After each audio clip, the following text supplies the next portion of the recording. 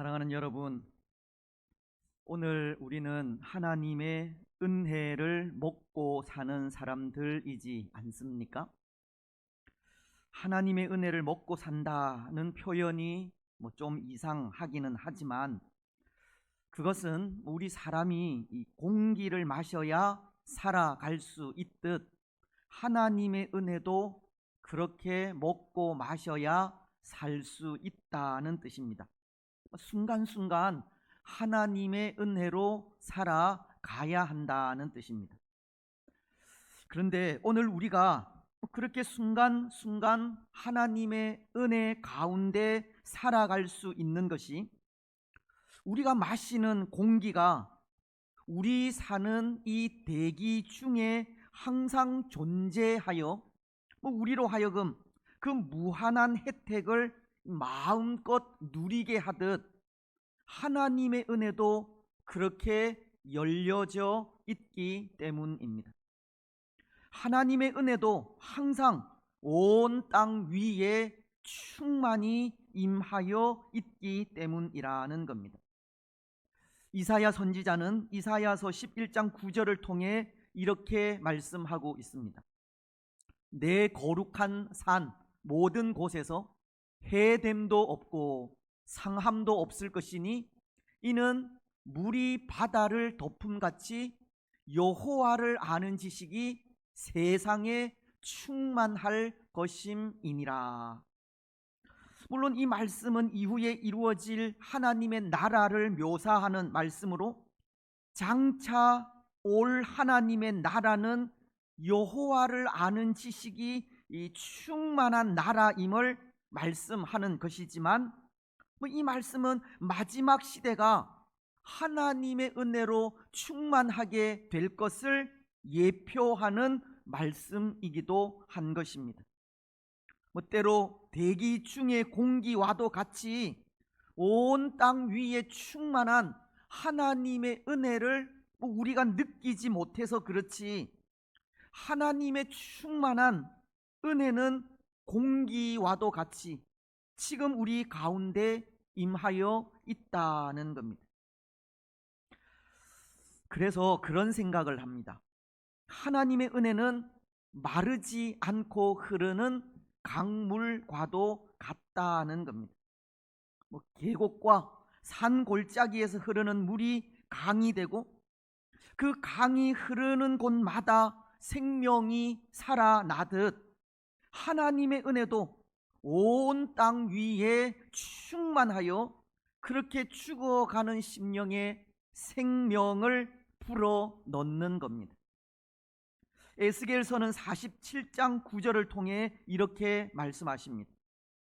이 강물이 이르는 곳마다 번성하는 모든 생물이 살고 또 고기가 심히 많으리니 이 물이 흘러 들어가므로 바닷물이 되살아나겠고 이 강이 흐르는 각처에 모든 것이 살 것이며, 죽은 영혼에 생명을 불어넣고 우리 영혼을 풍성하게 하는 것은 지금도 온 땅 위에 충만한 하나님의 은혜로 인해서라는 겁니다. 그런데 여러분, 때로 하나님의 이 은혜라는 것을 생각할 때 그런 생각을 할 때도 있습니다. 은혜는 좋은 것이다.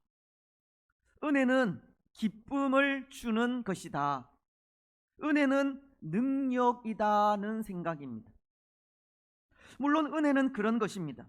은혜는 하나님께서 거저 주시는 선물이기도 하고, 또 은혜의 강물이 흐르는 곳에 생명이 살아나듯 은혜는 좋은 것이며 기쁨이며 능력이기도 합니다.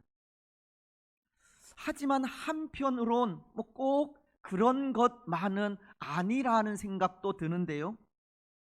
은혜가 주어질 때 고통이 따라올 수 있기 때문입니다. 은혜는 우리가 원하는 방법대로 찾아오지 않을 수 있기 때문입니다. 우리는 생각하기를 은혜는 좋은 것이어서 우리가 생각하는 방법대로 우리가 원하는 때에 정말 은혜롭게 찾아오리라 생각하지만 그렇지 않은 경우도 있다는 겁니다. 은혜가 주어질 때 고통이 동반되기도 하고, 은혜가 주어질 때 상처가 생기기도 하며, 그 은혜는 죽음으로도 찾아오기 때문입니다. 예수님의 십자가가 그렇습니다. 예수님의 십자가는 죽음을 생명으로 바꾸는 너무나도 큰 은혜이지만, 십자가는 결코 좋은 것이 아니었습니다. 십자가는 고통이고 죽음이기 때문입니다. 예수님께서 이루신 구원의 은혜는 참 좋은 것이지만, 그것이 십자가라는 최악의 방법으로 주어지게 되었다는 겁니다. 은혜는 우리가 원하는 방법대로 주어지지 않을 수 있다는 겁니다. 근데 결국 이것이 말하는 것은, 하나님께서 주시는 은혜는 방법이 문제가 되지 않는다는 것을 말하는 겁니다. 은혜가 주어지는 그 경로는 하나님의 은혜가 땅 위에 충만하듯 다양하다는 뜻입니다. 하나님의 은혜는 우리가 알지 못하는 방법으로 찾아오기도 하는 겁니다. 그래서 눈물 속에도 하나님의 은혜는 있고, 죽음 속에도 하나님의 은혜는 있는 겁니다. 여러분, 오늘 본문 속의 야곱도 그렇습니다. 야곱도 지금 하나님의 은혜를 누리고 있는데요, 그에게 주어진 그 은혜도 고통으로 찾아오기 때문입니다. 상처로 찾아오기 때문입니다. 오늘 25절은 이렇게 말씀하고 있지 않습니까? 자기가 야곱을 이기지 못함을 보고 그가 야곱의 허벅지 관절을 치매 야곱의 허벅지 관절이 그 사람과 씨름할 때에 어긋났더라. 이 말씀은 아버지 이삭과 형 에서를 속이고 고향을 떠난 야곱이 20년간의 오랜 도피 생활을 끝내고 고향으로 돌아오는 길에 하나님의 사자를 만나 씨름한 장면의 말씀입니다. 근데 여러분, 야곱은 형 에서가 있는 고향으로 돌아오면서 한 가지 걱정이 있었지 않습니까? 그것은 그가 형을 속이고 아버지의 축복을 가로챈 잘못으로 인해 형인 에서로부터 보복을 당하지 않을까 하는 염려입니다. 형으로부터 안전할까 하는 걱정이 있었다는 겁니다. 그래서 그는 그 걱정에 모든 가족들을 앞서 보낸 이후 홀로 이 야복 강가를 찾아 하나님을 대면하기로 한 것입니다. 하나님의 도우시는 은혜를 소망하며 그 앞에 서기로 하였다는 겁니다. 어쩌면 야곱의 인생에 있어 또 한 번 하나님의 은혜가 간절히 요구되는 때가 아닌가 생각되는데요, 하나님의 은혜가 절실한 그때 야곱은 하나님을 만나고자 야복 강가에 이르게 된 것입니다. 그리고는 마침내 하나님의 사자와 대면하여 치열한 이 싸움을 벌이게 되는데, 그 싸움 이후에 주어진 은혜가 고통으로 상처로 찾아오게 되었다는 겁니다. 25절이 하나님의 사자가 그의 허벅지 관절을 쳤다는 기록을 하고 있기 때문입니다. 자기가 야곱을 이기지 못함을 보고 그가 야곱의 허벅지 관절을 치매, 여기 하나님의 사자가 야곱과 씨름하여 그 허벅지 관절을 쳤다는 것은 실제로 이 격렬한 싸움이 있었던 것을 나타내는 것이고, 그 싸움 이후에 이 상처를 동반한 은혜를 주셨다는 것을 가르치는 겁니다. 특히 하나님의 은혜가 상처를 동반한 은혜라는 것은 그 상처를 통해 하나님께서 야곱에게 말씀하고자 하시는 것이 있다는 것을 의미하는 것으로, 비록 이 싸움 이후에 하나님의 사자는 야곱에게 하나님과 및 사람들과 겨루어 이겼다는 의미의 이스라엘이라는 이름을 주시기는 하였지만, 그 상처를 통해 하나님의 뜻이 무엇인지 깨달아 알기를 원한 것입니다. 여러분, 그렇다면 하나님은 야곱에게 주신 이 상처를 통해 어떤 뜻을 깨닫게 하시겠습니까? 예수님은 십자가라는 최악의 방법을 통해 구원이라는 최고의 은혜를 베푸셨다면, 오늘 하나님은 야곱에게 주신 이 상처를 통해 어떠한 은혜를 주시려 하시겠습니까? 결론부터 말씀드리자면, 오늘 하나님의 사자가 야곱에게 승리자라는 의미의 이름인 이스라엘이라는 이름을 주셨듯이, 이 허벅지 관절이 위골되는 상처를 통해 하나님은 야곱에게 하나님 앞에 진정한 승리자가 되기를 바라신 겁니다. 상처를 동반한 하나님의 은혜는 진정한 승리자가 되게 하신 것에 있습니다. 근데 여러분, 오늘 야곱은 어떻게 그 상처를 승리의 길로 바꿀 수가 있겠습니까? 하나님은 야곱이 참되고 진정한 승리자로 서기까지 그 상처를 어떻게 사용하시겠습니까? 먼저 하나님은 이 야곱에게 주신 상처를 통해 우리 인간의 육신이 얼마나 나약한 것인지를 깨닫게 하십니다. 하나님은 상처를 통해 인생의 연약함을 깨닫게 하심으로 하나님을 의지하게 하시고, 그것으로 인해 승리자가 되게 하신다는 겁니다. 사실 하나님은 야곱에게 상처를 주심으로 이 강하고자 한 그를 약하게 만드신 것인데요, 때로 야복 강가를 찾은 야곱의 마음에는 그런 마음도 있었다 생각합니다. 형 에서 앞에서 강해지고 싶다는 마음입니다. 강해야 형인 에서를 이길 수 있다는 생각을 했으리라는 겁니다.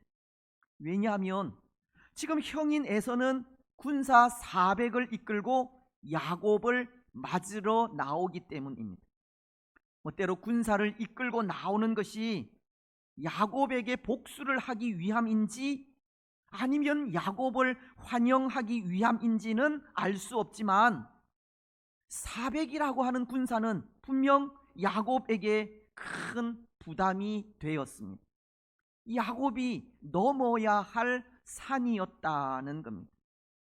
그래서 야곱은 에서라는 그 높은 장벽을 깨뜨릴 수 있는 이 강력한 힘을 원하게 되었을지 모른다는 겁니다.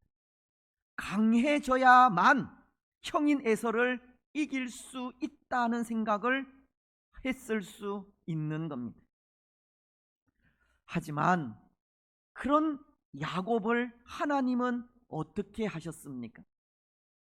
강하게 만드신 것이 아니라 오히려 그를 치셨습니다. 무력하게 만드셨다는 겁니다. 그의 허벅지 관절을 치심으로 절게 만드신 겁니다. 31절이 말씀하지 않습니까? 그가 브니엘을 지날 때에 해가 돋았고 그의 허벅 다리로 말미암아 절었더라. 하나님은 야곱을 약하게 만드신 겁니다. 강하고자 한 그를 약하게 만드셨습니다. 왜냐하면 승리는 강한 것에만 있는 것이 아니기 때문입니다. 약한 것으로도 승리할 수 있기 때문입니다.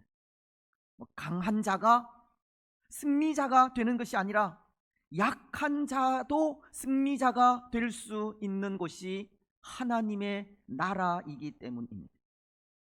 사도 바울은 고린도후서 12장 10절을 통해 이런 말씀을 하십니다.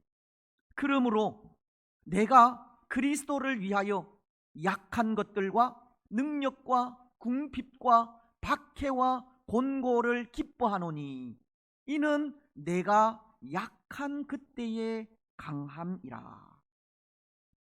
사도 바울이 자신 있게 하는 고백이 내가 약할 그때의 강함이라.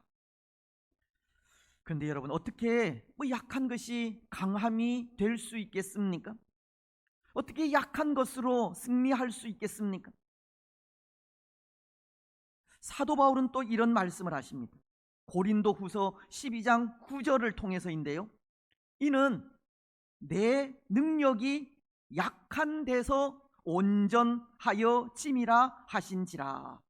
그러므로 도리어 크게 기뻐함으로 나의 여러 약한 것들에 대하여 자랑하리니 이는 그리스도의 능력이 내게 머물게 하려 함이라.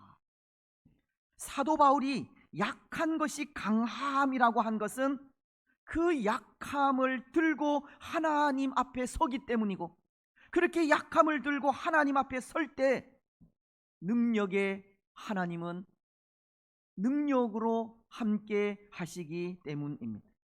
그래서 그때 임하는 하나님의 능력으로 강한 것을 이기는 승리자가 될 수 있는 겁니다. 근데 여러분, 때로 오늘 우리는 너무 강해지려고만 하는 것 같습니다. 야곱이 에서를 이기려 한 것처럼 사람들을 이기기 위해 강해지려고 하고, 또 세상에 지지 않으려고 강해지려 합니다. 하지만 그 강한 것이 오늘 우리로 하여금 무엇을 하게 하겠습니까? 오늘 야곱이 강해지고자 하는 그 강함으로 무엇을 할 수 있겠느냐는 겁니다.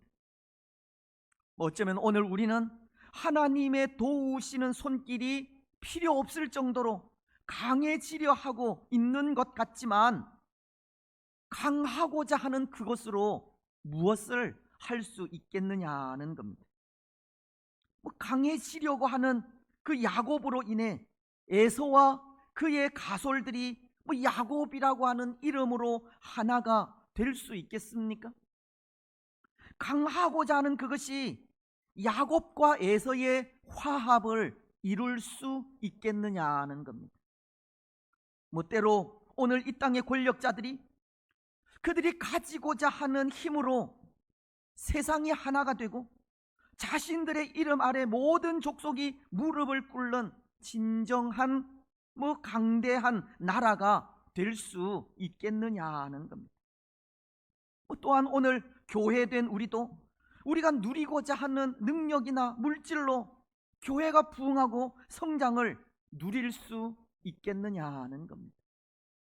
저는 아니라 생각합니다. 오히려 그런 것들은 우리가 세워가야 할 하나님의 나라를 허물어 버립니다. 교회를 교회 되게 하는 것이 아니라 세상과 똑같은 곳으로 만들어 버립니다. 나의 강함은 곧 분열과 상처로 돌아올 수 있고 공동체의 파괴로 찾아올 수 있는 겁니다. 그래서 오늘 하나님은 야곱의 허벅지 관절을 치신 겁니다. 강한 것이 이기는 것이 아니라 약함을 가지고 하나님 앞에 설 때 그 약함 가운데 하나님의 능력이 머물기 때문입니다. 약함 가운데 임하는 하나님의 능력이 무너진 벽을 허물고 하나 되게 하기 때문입니다. 여러분, 그런 의미에서 오늘 우리는 깨어져야 합니다. 하나님의 치시고 때리시는 은혜를 입어야 합니다. 하나님이 치신 상처로 약해져야 합니다. 깨어지기 위해 더 깊은 수렁으로 떨어져야 합니다. 때로 깨어짐은 저주라 생각할지 모르지만 깨어짐은 저주가 아니라 하나님의 선물임을 알아야 하고, 깨어지고 약해진 그 속에 성령께서 역사하시는 은혜를 경험해야 합니다. 여러분, 반석이 깨어질 때 생수가 솟아나지 않습니까? 씨앗이 땅에 떨어져 죽을 때 씨앗 속에 있는 씨눈에서 생명이 움터나게 됩니다. 예수님께서도 요한복음 12장 24절을 통해 이렇게 말씀하셨습니다. 내가 진실로 진실로 너희에게 이르노니 한 알의 밀이 땅에 떨어져 죽지 아니하면 한 알 그대로 있고 죽으면 많은 열매를 맺느니라. 오늘 우리가 하나님 앞에 깨어지는 순간부터 하나님의 능력은 나타나게 되고, 모든 것을 내려놓고 죽는 순간 열매는 맺히게 되는 겁니다. 그래서 그것이 우리에게 은혜요 선물이 되는 겁니다. 여러분, 오늘 우리는 너무 강해지려고 하지 마십시오. 오히려 우리 자신을 내려놓고 깨어지기를 원하십시오. 약해지기를 원하십시오.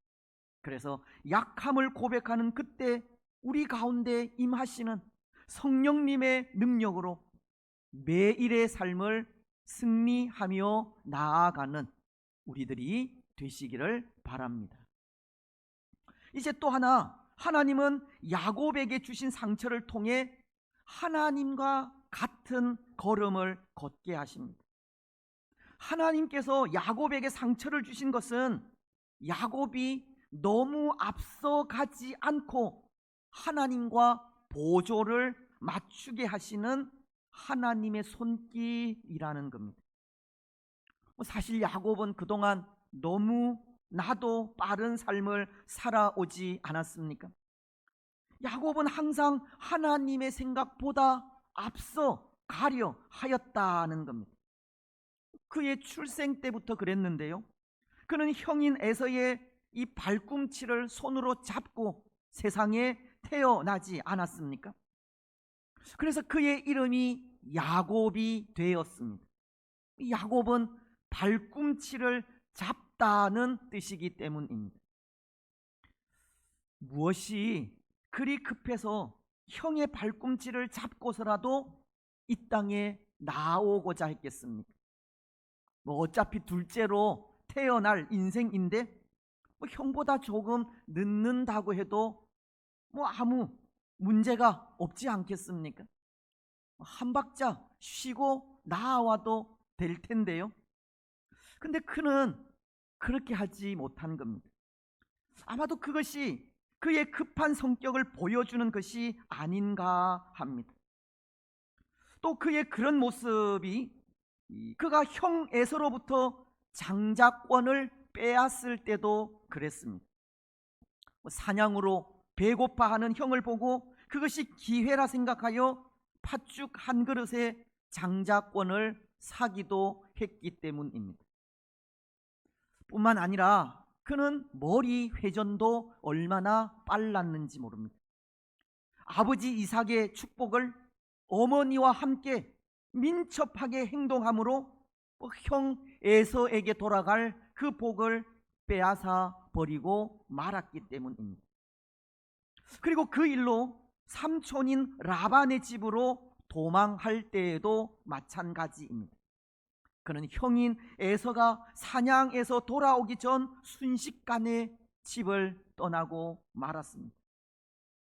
그리고 라반의 집에서 20년 만에 고향으로 돌아올 때에도 야반 도주를 한 사람입니다. 야곱은 매사가 빠른 사람이었다는 겁니다. 물론 그 빠른 삶 속에는 하나님의 은혜에 대한 강한 열망이 있었던 것은 사실이지만, 한편으로 그 빠른 삶 속에는 인간적인 생각이 들어가 있기도 한 것입니다.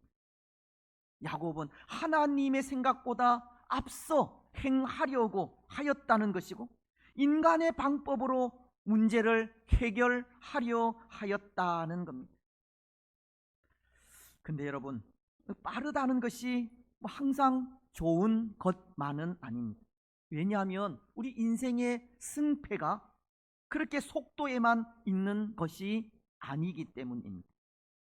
빠른 것은 오히려 인생을 망칠 수도 있습니다.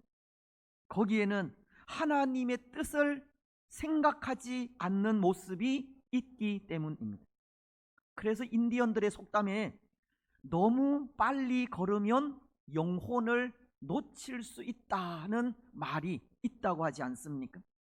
오늘 우리가 무엇을 해야 하고 우리에게 무엇이 중요한지 그것을 생각하지 않고 너무 앞서 달리고 너무 높은 곳만을 향해 나아간다면 정말 중요한 것은 잃어버릴 수 있다고 하는 의미입니다.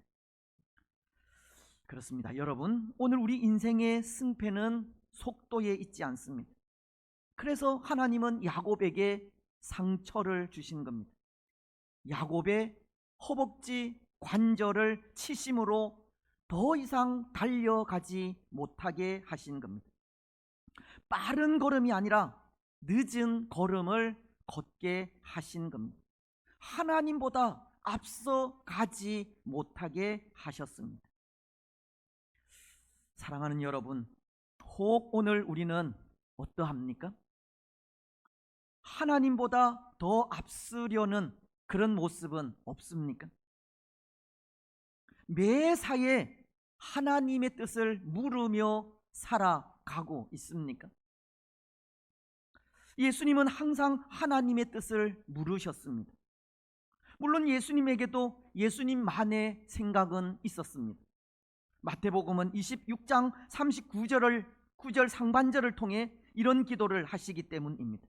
조금 나아가서 얼굴을 땅에 대시고 엎드려 기도하여 이르시되, 내 아버지여, 만일 할만하시거든 이 잔을 내게서 지나가게 하옵소서. 예수님은 우리를 위해 십자가를 지실 때 십자가의 무게가 너무 무거워 할 수 있거든 이 잔을 내게서 지나가게 해달라고 하나님께 기도하셨습니다. 예수님은 예수님만의 생각도 있었다는 겁니다.